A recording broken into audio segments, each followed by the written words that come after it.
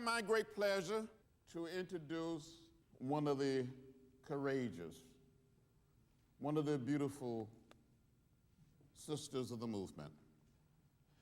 I met Dorothy Cotton many, many years ago when we both were much younger.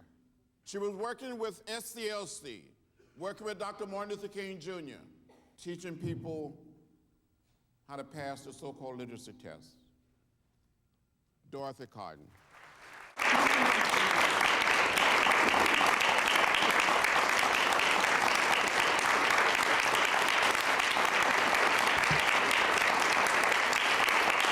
And I know I told you much more than you asked me, but... Any other questions? But I can sum up from Goldsboro to Raleigh, then still in North Carolina, to Petersburg, Virginia, and then to moving to Atlanta, and then and moving up to Ithaca. I don't know which place is home. There. Anywhere I hang my hat is home. Anybody like the blues? But, Okay. I just gotta, that was great. I'm such a ham. Well, it's great. I watched the actor student, yeah, and he was doing an interview with Robin Williams. Yeah. And he never got a question in. I'm sensing this is where this is going, baby. Yeah, you have to watch me. So, yeah. So if in fact that's okay. You can put your hand up and I'll get the message. We're here to learn about you. I'm the education director, but guess what? When they needed a coffee, Dorothy, could you get well, we need somebody to take minutes, like women, like they can't write. And now, see, but the women's movement hadn't happened then. I'm talking about before the 70s when the women's movement happened. So when now I would say, Martin, let me show you. Now here's the way you make coffee. You put some coffee in and then you push this button or plug it in or whatever. That I would say that. But actually, it was a man, I'll never forget, Jack Odell on our staff, who said, Dr. King, Dorothy needs to stay in here, be a part of this discussion, because we're talking about, well, let's say we're talking about how we're going to go into Birmingham and respond to Reverend Shuttlesworth's invitation to come over to Birmingham. But the beginning of the Citizenship Education Program, which is a program I really want people to know about, and this is why I emphasize we didn't just march. Nobody, and I don't care if the governor did stand there saying, you segregation now, segregation forever. But nobody can take away your privileges, and here the Supreme Law says that. A little bit here, but yeah, you have a right peaceably to assemble. Translated, that meant, we jolly well can march from Selma to Montgomery.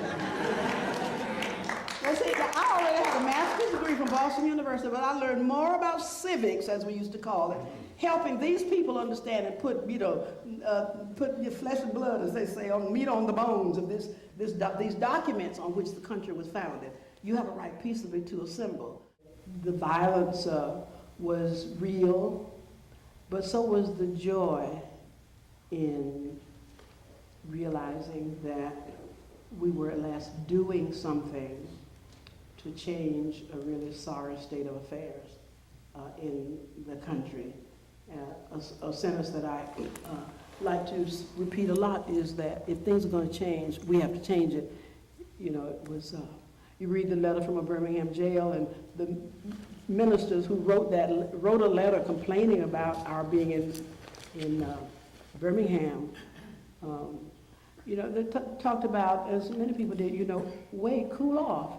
And, you know, somebody said, this wasn't Dr. King, said, if we wait any longer, we'll be in a deep freeze. And how much longer do we have to wait for very, very basic rights?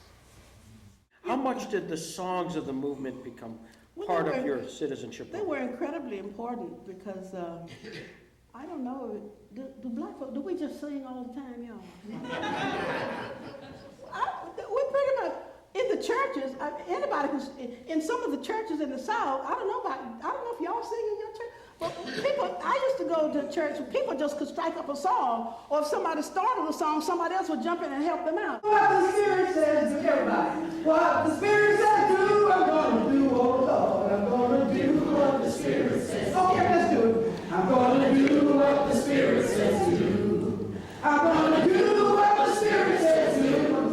Oh, what the Spirit says to do, I'm gonna do, oh Lord.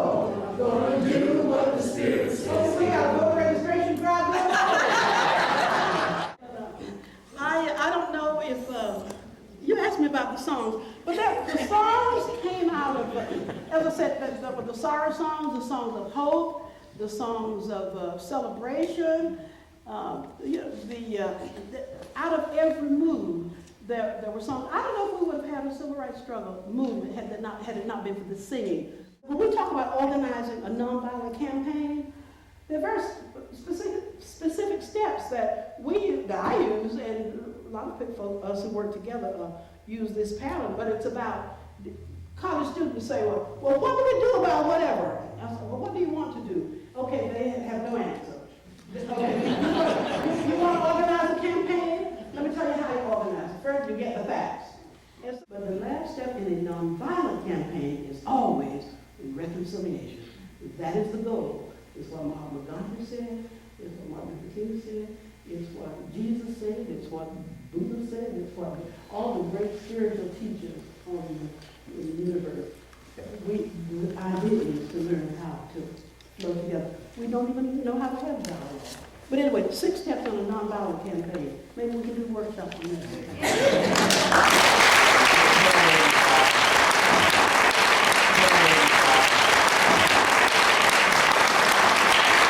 Ladies and gentlemen, Dorothy Cotton.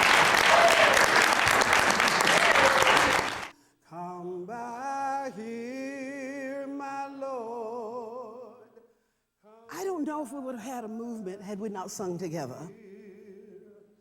Come by here. We sang from the many moods and experiences that we were going through. We actually could tell the whole story of that great struggle that rearranged the social order in this country. We could tell the whole story through its music.